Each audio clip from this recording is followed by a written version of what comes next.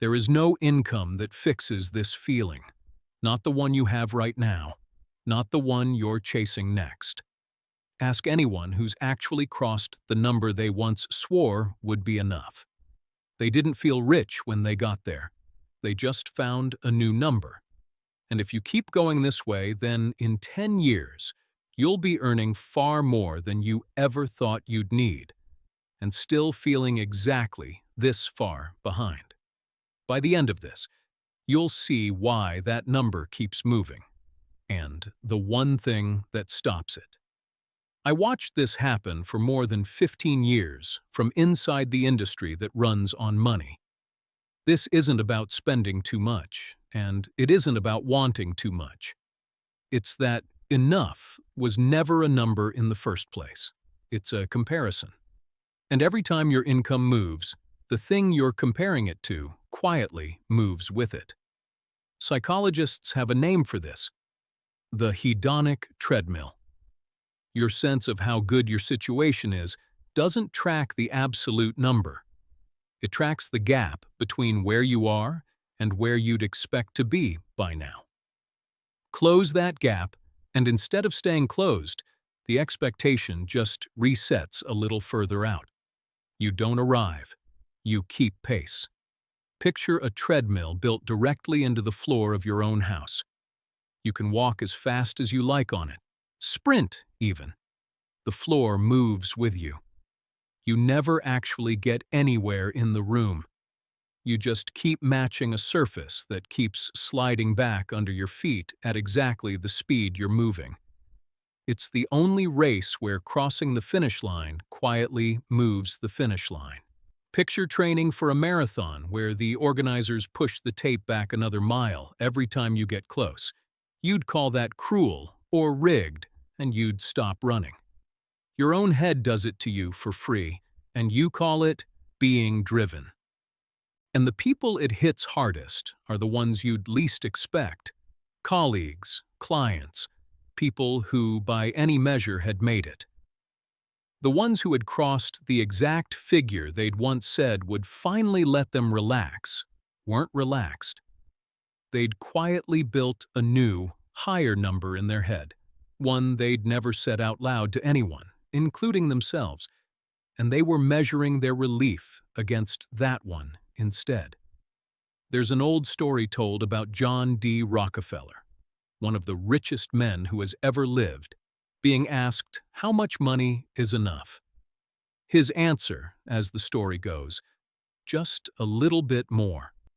Historians argue about whether he actually said it. It doesn't really matter. The reason the line has survived for over a century, repeated in business schools and biographies, is that everyone who hears it recognizes something true underneath it, whether or not the words were his. And notice that you never actually decided any of this. Once you had the thing you thought you wanted, the car that finally worked, the apartment, the salary, you didn't stop and feel satisfied. You quietly set a new standard for yourself and started measuring against that instead. The repriced version, the slightly better one. The wanting didn't go away when you got what you wanted. It just moved up to sit on top of it. Here's what actually convinced me this had nothing to do with the amount of money involved. I spoke with people working paycheck to paycheck, and I spoke with people on more than comfortable incomes, and I heard the same feeling of being behind from both. Because as the income goes up, it doesn't arrive into an empty space. The expenses rise with it. The standards rise with it. The expectations rise with it. The bigger house, the nicer, more powerful car, the better schools for the kids, the brand name clothes, the more expensive vacations.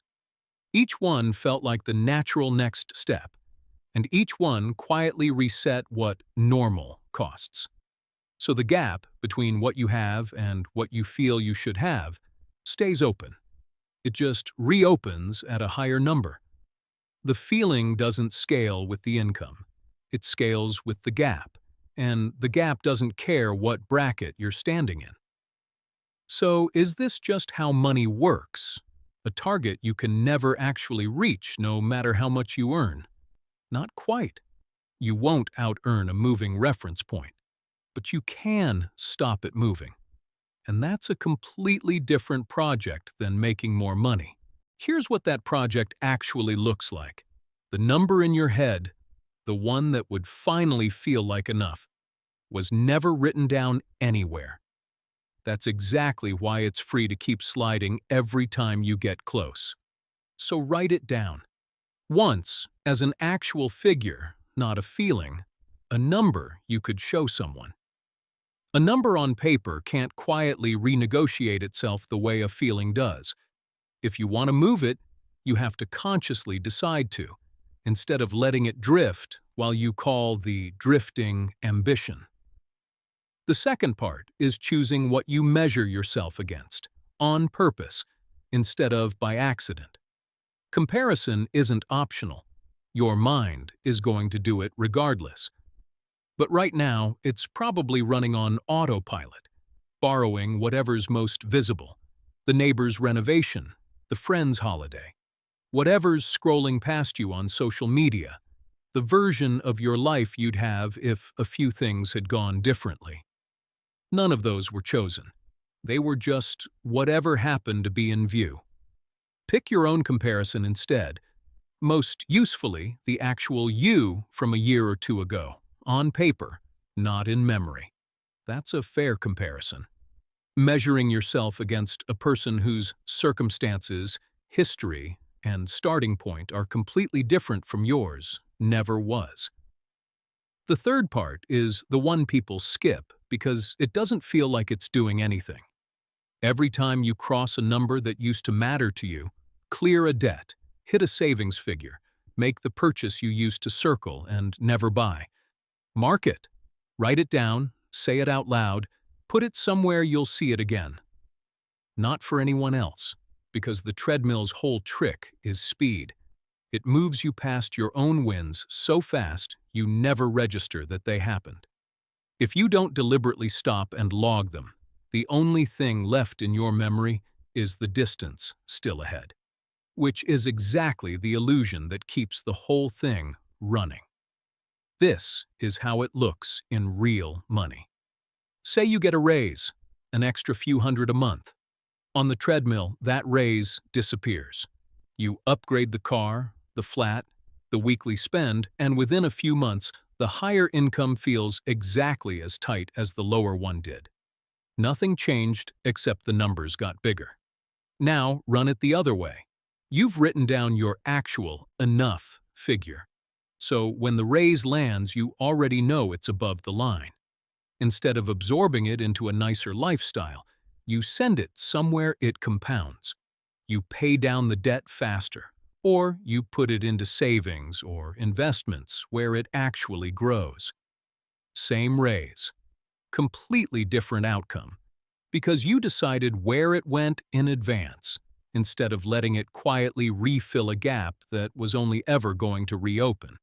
And the negotiation itself gets easier too.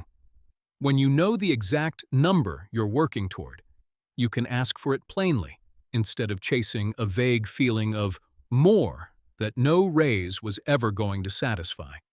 If you've recognized yourself in this, the moving number, the raise that's never quite enough, the goal always one step out of reach, that's exactly what this channel is for.